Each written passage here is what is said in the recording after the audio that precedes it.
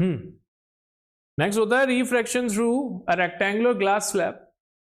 जब भी एक रेक्टेंगुलर ग्लास स्लैब में से हम लोग रे ऑफ लाइट को पास करवाते हैं तो ग्लास स्लैब की वजह से लाइट के मीडियम में 2 बार चेंज आता है, मतलब लाइट 2 बार रिफ्रैक्ट करती है, इसलिए इसको हम डुअल रिफ्रैक्शन के नाम से भी पहचानते हैं। इस ग्लास स्लैब को हम लोगों ने बोल दिया पी क्यू आर एस। ये रेक्टेंगुलर है, मतलब सारे एंगल्स 90 डिग्री, याद रखना। एक रे ऑफ लाइट किसी सोर्स से निकल के एयर से ग्लास में एंटर कर रही है अबाउट ए टू बी। अब B point is point of incidence, तो पॉइंट ऑफ इंसिडेंस पे जब हम लोग नॉर्मल बनाएंगे तो इस पॉइंट पे रे ऑफ लाइट ने कितना एंगल बनाया, उसको हमने बोल दिया I. This is the angle of incidence. अब नोटिस करो कि लाइट इस केस में एयर से ग्लास में एंटर कर रही है, और जो ये बाउंड्री है पी क्यू, ये एयर टू ग्लास की बाउंड्री है। आसान सी बात है। तो लाइट जब एयर से ग्लास में एंटर करेगी तो लाइट रेयर मीडियम से डेंस मीडियम में ट्रेवल करना चाहती है। तो रेयर मीडियम से डेंस मीडियम में जब लाइट जा रही होगी तो टुवर्ड्स द नॉर्मल बेंड करेगी, और ये एक बीसी पाथ के थ्रू या बीसी पाथ के अलोंग आगे प्रोपोगेट करेगी। जहां पे C point is the point of incidence at the boundary of glass to air, and the boundary of glass to air is nothing but this SR side of this rectangular glass slab PQRS। तो जब हम लोग इस पे भी एक normal बनाएंगे तो लाइट इस नॉर्मल के रेस्पेक्ट में अपने प्रीवियस वाले एंगल से ज्यादा एंगल बनाती हुई जाएगी, मतलब it will deviate from the normal, because light इस केस में ग्लास से एयर में ट्रेवल कर रही है। सो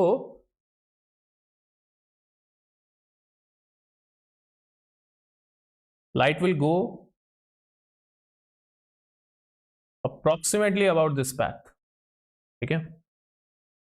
और ये जो पैथ होगा ना, ये लाइट के ओरिजिनल वाले पैथ के रेस्पेक्ट में पैरेलल रहेगा।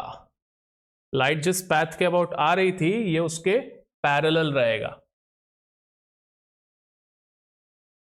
सो होता कुछ ऐसा है कि लाइट अपने पैथ से सिर्फ शिफ्ट हो जाती है, हल्के से शिफ्ट हो जाती है, और हमें इस पूरे डेरिवेशन में इसी बात को प्रूफ करना है। अब मान लो कि लाइट ने जब ग्लास से लाइट निकली है तो उसने जो एंगल बनाया है वो ई है। This is called angle of emergence.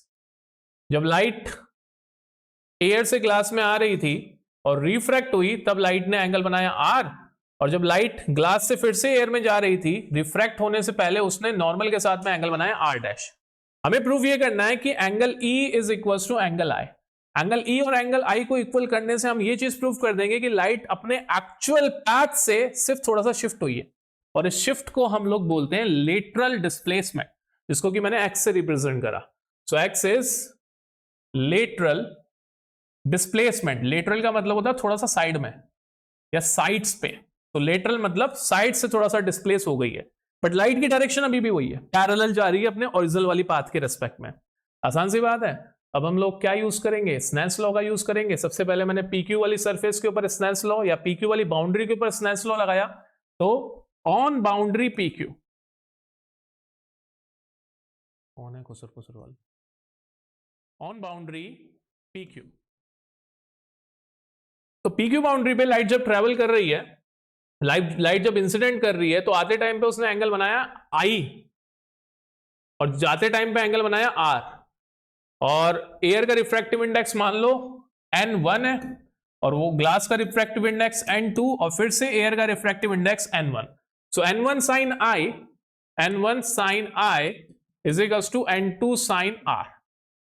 इसमें से मैंने ना n1 अपॉन n2 का रेशियो निकाल लिया। n1 upon n2 is equals to sin R versus sin I। देखो रिफ्रैक्शन के टॉपिक्स में सारा काम स्नेल्स लॉ की हेल्प से होता है, तो ये भी क्या लगाया मैंने, स्नेल्स लॉ। स्नेल्स लॉ के बिना रिफ्रैक्शन में कोई भी काम नहीं होता। इजी। अब मैं बाउंड्री की बात कर रहा हूं एसआर बाउंड्री पे सेम काम करेंगे ऑन बाउंड्री एसआर।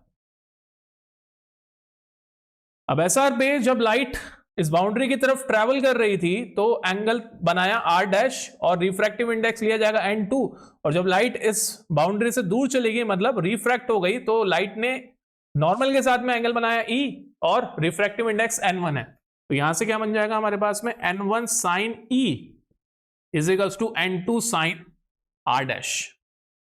यहां से भी हमने n1 बाय n2 का रेशियो ले लिया तो n1 बाय n2 कितना हो जाएगा sine r dash upon sine e। ये हो गई सेकेंड इक्वेशन। अगर फर्स्ट और सेकेंड इक्वेशन को आप लोग देखें तो फर्स्ट और सेकेंड इक्वेशन दोनों ही n1 बाय n2 का रेशियो दे रहे हैं, मतलब मैं फर्स्ट इक्वेशन को सेकेंड इक्वेशन के इक्वल पुट कर सकता हूं। इसका मतलब क्या है कि sine r upon sine i is equals to sine r dash upon sine e हो जाएगा। क्रॉस मल्टीप्लाई कराया तो sine r times sine e is equals to sine r dash times sine i। अब इसको मैंने बोल दिया इक्वेशन नंबर 3 और थोड़ी देर के लिए हम लोग डायग्राम की ओर बढ़ चले। देखो ये एक रेक्टेंगुलर ग्लास स्लैब है तो मतलब इसके चारों एंगल्स क्या होंगे 90 डिग्री।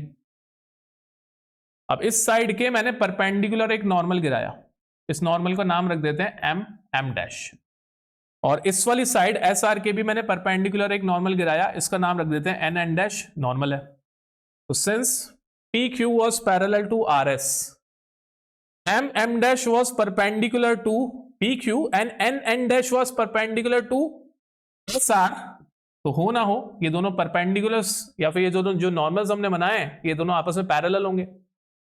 और ये जो आप देख रहे हो B से लेकर C तक ये वाला पार्ट, दिस पार्ट BC, ये BC वाला पार्ट जो है ये दो पैरेलल लाइंस के बीच में कैसे काम कर रहा है, ट्रांसवर्स की तरह काम कर रहा है। और ये जो दो एंगल बन रहे हैं ये वाला एंगल R डैश और ये वाला एंगल R, ये दोनों एंगल क्या हो जाएंगे alternative interior angles between two parallel sides M dash and N dash.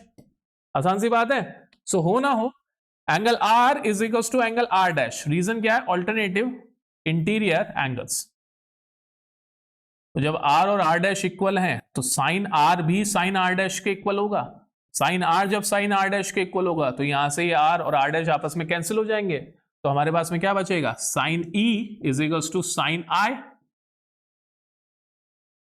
दोनों साइड जब साइन होता है तो हम साइन से साइन रिमूव कर सकते हैं, तो E is equals to I आ गया। इसका मतलब क्या है angle of emergence is equals to angle of incidence, मतलब लाइट जिस पैथ से आ रही थी लाइट उसी पैथ पे बने रहना चाहती है, लाइट अपने पैथ से बैंड नहीं होना चाहती है, बैंड होती है तो वो शिफ्ट हो जाती है। और ऐसा तब होता है जब लाइट किसी ग्लास स्लैब में से पास होती है, और लाइट जितनी डिस्टेंस से शिफ्ट होती है उसे हम लेटरल डिस्प्लेसमेंट कहते हैं, जिसकी कैलकुलेशन आप 12th क्लास में करोगे। तो अगर जानने में इंटरेस्टेड हो कि लेटरल डिस्प्लेसमेंट क्या होता है साइंस ले लो।